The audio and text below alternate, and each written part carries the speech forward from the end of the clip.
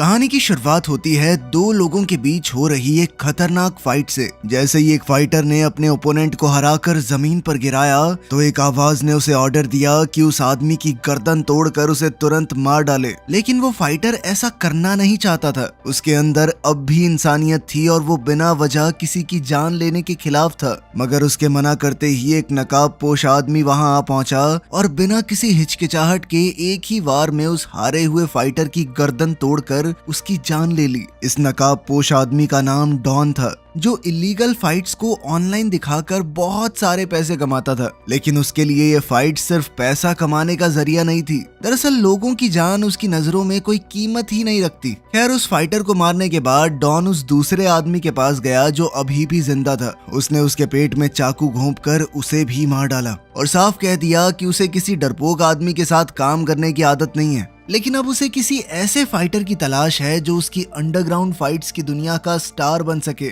जिससे कई फाइटर एक साथ लड़ें तो भी ना हरा पाएं और दुनिया भर के लोग उसकी फाइट देखने के लिए बेसब्र रहें। कोई सोच भी नहीं सकता कि वो निर्दयी और खतरनाक फाइटर कोई और नहीं बल्कि गांव का एक सीधा साधा लड़का टाइगर चेन होगा। टाइगर चेन अपने टाइची स्कूल का एक लौता स्टूडेंट था और इस कला को लेकर उसके अंदर एक अलग ही जुनून है। टाइची एक पुराना लड़ने का स्टाइल है जिसे कई तरह की मार्शल आर्ट टेक्निक्स को मिलाकर बनाया गया था। लेकिन वक्त के साथ लोगों की इस पुरानी कला में दिलचस्पी काफी कम हो गई और अब बहुत कम लोग इसे सीखना चाहते थे। मगर टाइगर के मास्टर ने उसे इतनी ट्रेनिंग दी थी कि वो धीरे धीरे टाइची का मास्टर बनने की तरफ बढ़ रहा था। इसी वजह से टाइगर ने नेशनल मार्शल आर्ट्स चैंपियनशिप में हिस्सा लेने का फैसला कर लिया। लेकिन उसका मकसद सिर्फ चैंपियनशिप जीतना नहीं था। वो चाहता था कि दुनिया टाइची की असली खूबसूरती और उसकी ताकत को समझे, ताकि इस लड़ने के अंदाज को आने वाले समय में भी जिंदा रखा जा सके। साथ ही इसके पीछे और भी बहुत बड़ी वजह थी। टाइगर का टाइची मंदिर खतरे में था क्योंकि सरकार उस जगह को तोड़ने वाली थी। टाइगर को उम्मीद थी कि अगर वो चैंपियनशिप जीत गया तो हो सकता है और लोग आ जाएं, फिर मंदिर बच सकता है। आखिरकार नेशनल चैंपियनशिप में टाइगर की फाइट शुरू हुई, जहां उसका पहला मैच ही एक पुराने चैंपियन से हुआ। लेकिन टाइगर की काबिलियत और कंट्रोल इतना जबरदस्त था कि उसने अपने दुश्मन को आसानी से हरा दिया। अपनी पहली ही फाइट में टाइगर ने सबका ध्यान अपनी तरफ खींच लिया और वो देखते ही देखते मशहूर हो गया। फिर फाइट के बाद एक न्यूज रिपोर्टर ने टाइगर का इंटरव्यू लिया और उससे पूछा कि उसने इतनी जबरदस्त फाइट के लिए ट्रेनिंग किससे ली थी। लेकिन टाइगर ने कहा कि ये कोई फाइट नहीं है मेरे लिए, मैं तो दुनिया को अपना लड़ने का तरीका दिखाना चाहता हूँ। टाइगर की इसी मासूमियत और सीधेपन ने डॉन का ध्यान उसकी तरफ खींच लिया। डॉन को लगा कि टाइगर उसके इलीगल फाइटिंग बिजनेस के लिए बिल्कुल परफेक्ट फाइटर बन सकता है। टाइगर को मार्शल आर्ट्स आती है, वो मशहूर भी हो रहा है और सबसे जरूरी बात, वो अभी तक उस इलीगल दुनिया के काले सच से बिल्कुल अनजान था। डॉन ने सोच लिया कि किसी भी तरह मैं इसे अपना फाइटर बना के रहूंगा। इसीलिए उसने अपने आदमियों को टाइगर पर नजर रखने के लिए लगा दिया। धीरे धीरे उन लोगों ने टाइगर का पूरा रूटीन पता लगा लिया और उन्हें पता चला कि टाइगर एक कुरियर कंपनी में काम करता है। खैर, टाइगर के ऑफिस में उसका एक जिगरी दोस्त भी था। दोनों पता नहीं कब से एक दूसरे को जानते थे। फिर एक दिन काम करके जैसे ही टाइगर घर लौटा, उसे अपने नाम का एक लेटर मिला। ये एक ऑफर लेटर था जिसमें किसी आदमी ने टाइगर चेन से मिलने की खास रिक्वेस्ट की थी। अगली सुबह जब टाइगर की आंख खुली तो उसने अपने घर के बाहर एक गाड़ी और दो आदमियों को खड़ा देखा जो उसे लेने आए थे। टाइगर तैयार होकर उनके साथ कार में बैठ गया। उसने ज्यादा सवाल जवाब नहीं किए क्योंकि उस भोले पंछी को लगा कि ये तो एक नॉर्मल जॉब इंटरव्यू का हिस्सा है। लेकिन जहां उसे ले जाया गया वो जगह काफी अजीब थी। वहां दूर दूर तक कोई इंसान नजर नहीं आ रहा था। एक बुजुर्ग आदमी टाइगर को एक खाली कमरे में ले गया जहां एक बड़ा सा शीशा लगा हुआ था। उसने टाइगर को वहां खड़े रहने को कहा और बताया कि उससे यहीं पर कुछ सवाल जवाब पूछे जाएंगे। टाइगर अभी वहां खड़ा ही था कि अचानक पीछे से एक आदमी ने उस पर हमला कर दिया। उस हमलावर ने टाइगर की टाई पकड़कर उसका गला दबाना शुरू कर दिया। लेकिन टाइगर ने घबराने की बजाय अपनी टाइची की ट्रेनिंग का इस्तेमाल किया। उसने अपनी स्किल्स से हमलावर को आसानी से हरा दिया। बिना ये जाने कि सामने वाला कोई आम आदमी नहीं बल्कि एक प्रोफेशनल फाइटर था। जैसे ही टाइगर ने उसे हराया तो वही बुजुर्ग आदमी दोबारा उसके पास आया और उसे एक ऑफिस में ले गया। वहाँ टाइगर की मुलाकात डॉन से हुई। वो टाइगर को किसी भी तरह अपने इलीगल फाइटिंग बिजनेस का हिस्सा बनाना चाहता था। उसकी फाइट्स को दुनिया भर में ऑनलाइन दिखाया जाएगा, लेकिन डॉन ने टाइगर के भोलेपन को समझते हुए इस बिजनेस की ज्यादा डिटेल्स नहीं बताई। उसने बस इतना समझाया कि भाई देख, तुझे फाइट लड़नी है और हर एक मैच के बदले में तुझे पैसे मिलेंगे। टाइगर को डॉन की बात पूरी तरह समझ नहीं आई। उसके लिए काफी अजीब था कि सिर्फ फाइट करने के बदले में इतने पैसे क्यों मिलेंगे और इसके पीछे का असल मकसद क्या है। मगर डॉन ने टाइगर के सवाल को टाल दिया। इसके बाद टाइगर ने नौकरी की टाइमिंग के बारे में पूछा और घर जाने की बात करने लगा, क्योंकि वो अपने मास्टर और माँ की इजाजत के बिना कोई बड़ा फैसला नहीं लेता। फिर घर लौटने के बाद टाइगर अपनी नौकरी पर चला गया और पैकेजेस डिलीवर करने लगा। इसी बीच उसे अपने मास्टर का फोन आया। टाइगर बिना वक्त गवाए भागते हुए अपने टाइची मंदिर पहुंच गया, जहां उसने अपने मास्टर को काफी परेशान देखा। असल में सरकार अब उनके मंदिर को गिराने की पूरी तैयारी कर चुकी थी। उस मंदिर की सालों से ठीक से मरम्मत भी नहीं हुई थी, जिस वजह से उसकी हालत काफी खराब थी। अब इसी खराब हालत का हवाला देकर सरकार को मौका मिल गया था उस मंदिर को तोड़ने का। टाइगर को ये बात पता चली तो वो काफी परेशान हो गया। चैंपियनशिप अभी खत्म भी नहीं हुई थी और टाइगर को उम्मीद थी कि मैं जीत जाऊंगा और फिर उससे जो पैसे मिलेंगे उससे मंदिर की हालत सुधार देंगे हम। लेकिन अब सरकार के ऑर्डर की वजह से उसके पास अपने टेम्पल को बचाने के लिए ज्यादा वक्त नहीं था। इस बात से परेशान टाइगर अपने ऑफिस में काम करने वाले जिगरी दोस्त के पास गया और उसे सरकार का भेजा हुआ वो नोटिस दिखाया। ऑर्डर पढ़ने के बाद उसके दोस्त ने टाइगर को सलाह दी कि उसे कोर्ट जाना चाहिए और सबसे पहले मंदिर को तोड़ने के खिलाफ स्टे ऑर्डर लेना चाहिए। उसके बाद ही वो मरम्मत का काम शुरू कर सकता है। उसके दोस्त के मुताबिक मंदिर को बचाने का फिलहाल यही एक रास्ता था। अब टाइगर ने सारे कानूनी काम तो पूरे कर लिए थे, लेकिन मंदिर की हालत सुधारने के लिए उसके पास जरूरी पैसे नहीं थे। जब उसे कोई और रास्ता नजर नहीं आया तो आखिरकार उसने डॉन से बात की। टाइगर ने डॉन से कहा कि मैं तैयार हूँ आपके लिए फाइट करने को, लेकिन टाइगर ने ये बात बाकी किसी को नहीं बताई। खैर, डॉन को इस बात से कोई फर्क भी नहीं पड़ता था। उसने टाइगर को अपने फाइटिंग रूम का एड्रेस दिया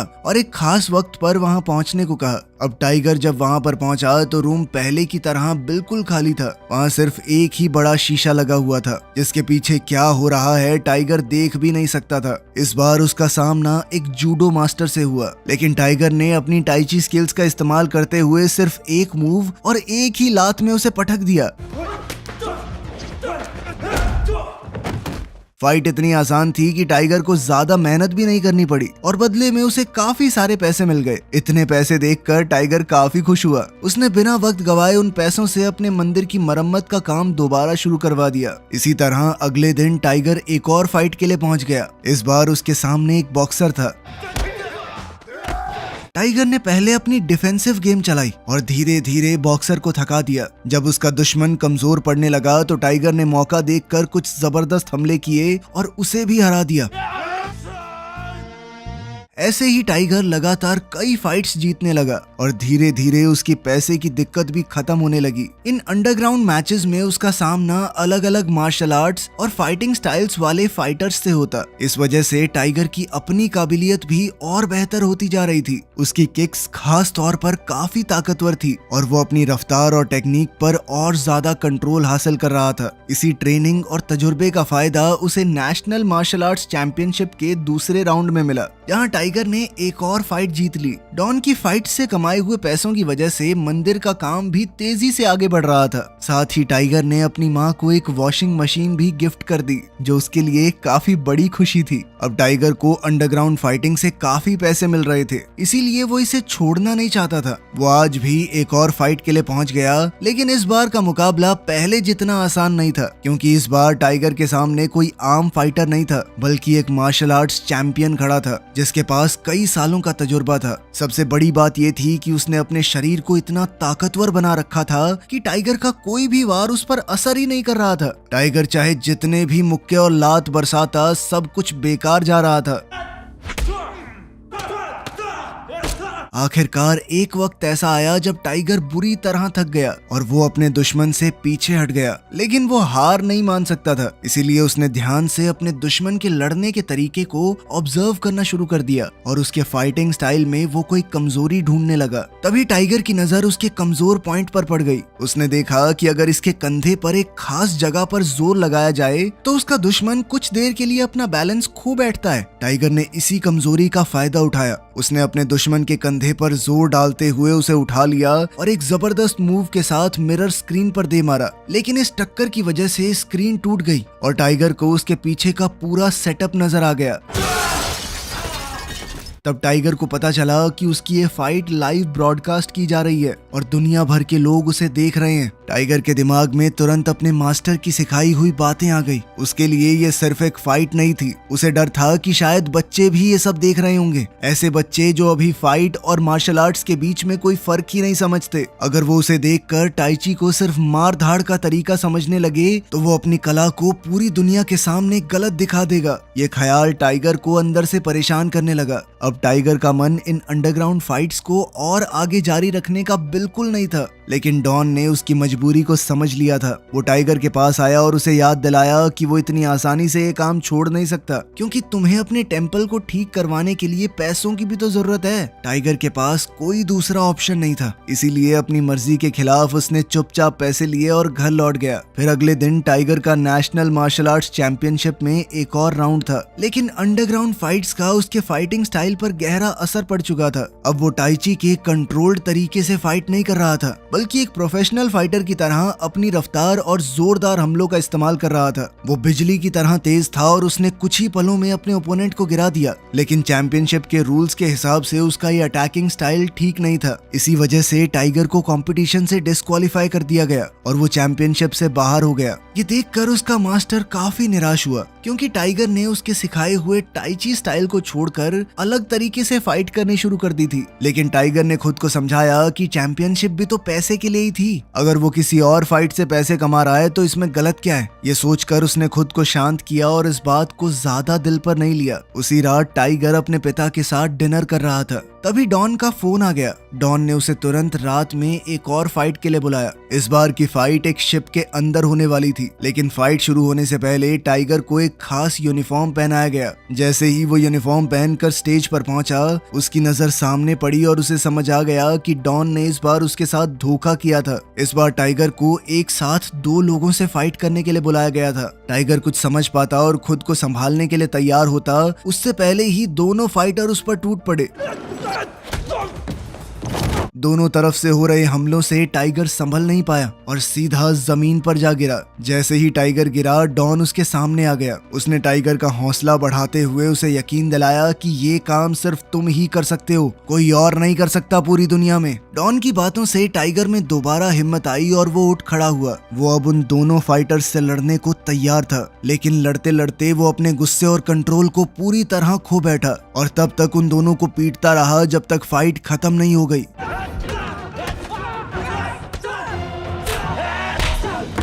फिर अगली सुबह टाइगर के मास्टर ने उसे अपने पास बुलाया। उसकी नेशनल चैंपियनशिप वाली फाइट के बाद वो परेशान थे। वो समझना चाहते थे कि आखिर टाइगर के फाइटिंग स्टाइल में इतना बदलाव कैसे आ गया, और साथ ही वो उसके लड़ने के तरीके में आए बदलाव को खुद भी समझना चाहते थे। इसीलिए वो खुद उसके साथ लड़ने लगे। लेकिन जैसे ही मास्टर ने महसूस किया कि टाइगर के फाइटिंग स्टाइल में अब दया तो खत्म ही हो गई है और गुस्सा और बढ़ चुका है, तो उन्होंने एक अजीब से मूव का इस्तेमाल किया। यही टाइची की असली ताकत थी। मास्टर ने बस टाइगर को हल्का सा छुआ और टाइगर तुरंत पीछे जा गिरा।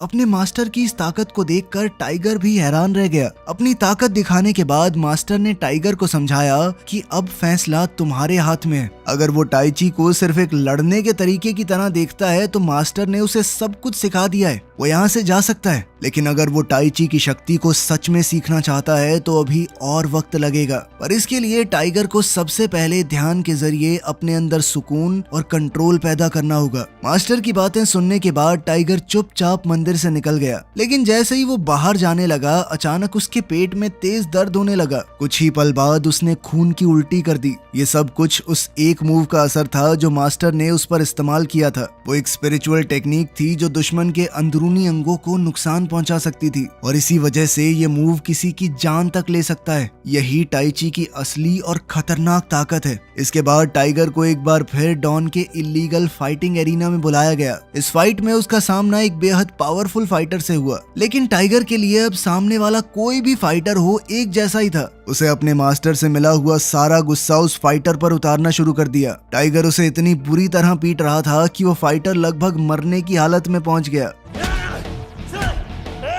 लेकिन इससे पहले कि टाइगर उसे जान से मार देता, अचानक उसका होश और कंट्रोल वापस आ गया। टाइगर ने तुरंत खुद को रोक लिया, लेकिन डॉन ने उसे फाइटर को मारने का ऑर्डर दिया। टाइगर ने ऐसा करने से साफ इनकार कर दिया। तब डॉन खुद आगे बढ़ा और पहले की तरह उस आदमी की गर्दन मोड़कर उसकी जान ले ली। ये सब देखकर टाइगर अंदर से बिल्कुल बेचैन हो गया। अब उसे यकीन हो गया कि वो किसी गलत रास्ते पर चल पड़ा है और आखिरकार उसने इस बेरहम दुनिया को छोड़ने का फैसला कर लिया। लेकिन फिर भी डॉन के बुलाने पर वो एक और फाइट के लिए पहुंच गया। इस बार टाइगर का लड़ने का बिल्कुल मन नहीं था। शायद वो डॉन के सामने इस काम को हमेशा के लिए छोड़ने की बात करने आया था। लेकिन एरिना में पहुंचते ही टाइगर ये देखकर हैरान रह गया कि फाइट शुरू होने से पहले बड़ी स्क्रीन पर उसकी पूरी जिंदगी की कहानी दिखाई जा रही थी। उसके जन्म से लेकर उसके फाइटर बनने तक का पूरा सफर, उसकी सारी मुश्किलें और उसकी जिंदगी के हर जरूरी मोड़ को लोगों को दिखाया जा रहा था। फाइट के लिए की गई खास तैयारी देखकर टाइगर को समझ आ गया कि ये कोई नॉर्मल फाइट तो नहीं होने वाली। अब टाइगर एरिना में उतर तो गया, लेकिन वो लड़ना नहीं चाहता था। जैसे ही सामने वाले फाइटर ने पहली बार उस पर हमला किया, टाइगर ने उसे रोक दिया। लेकिन वो फाइटर बेहद गुस्से में था